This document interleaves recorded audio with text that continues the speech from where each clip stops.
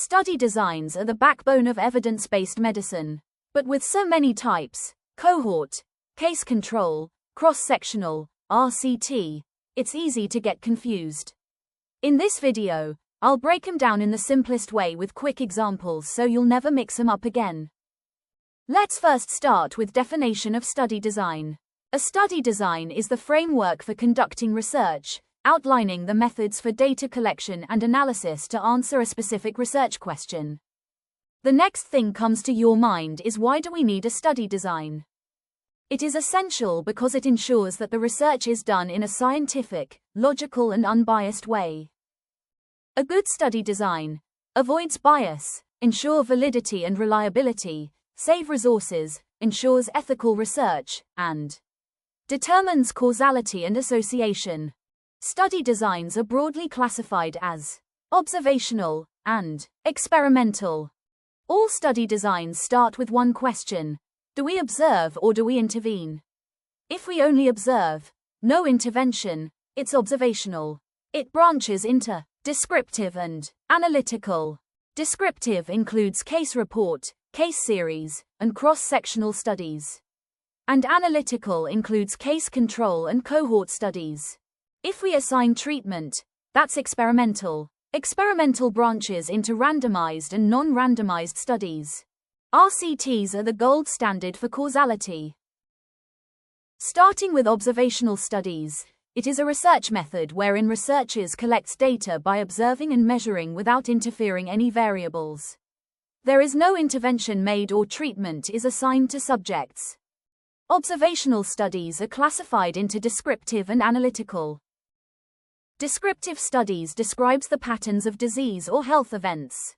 It addresses who, what, and where.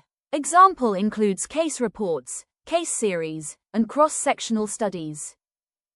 Now let's look what case reports are. A case report is a detailed description of one single patient. It usually reports a patient who took a drug and then developed an unusual or adverse effect.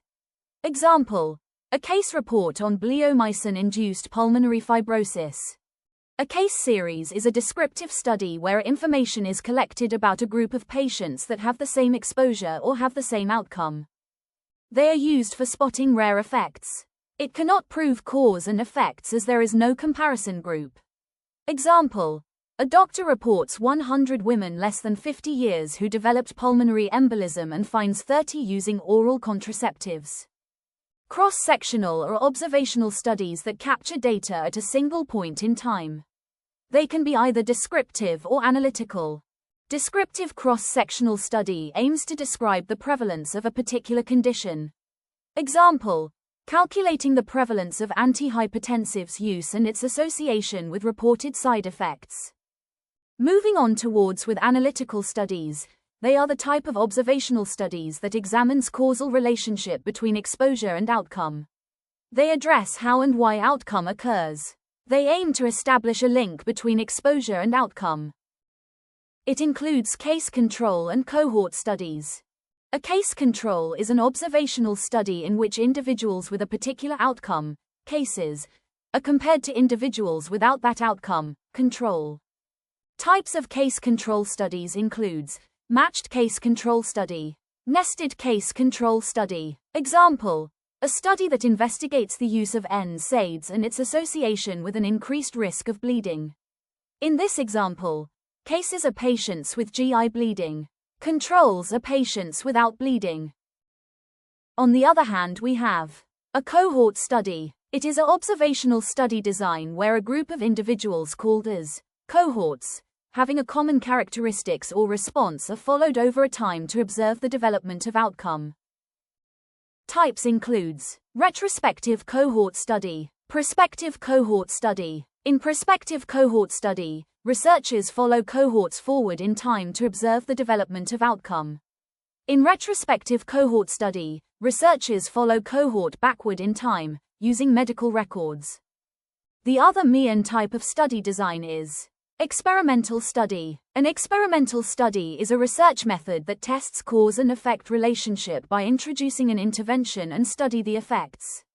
Also called as interventional study. Types includes randomized control trials and non-randomized control trials. Example, testing the effectiveness of a new drug on patients by assigning a new drug or placebo.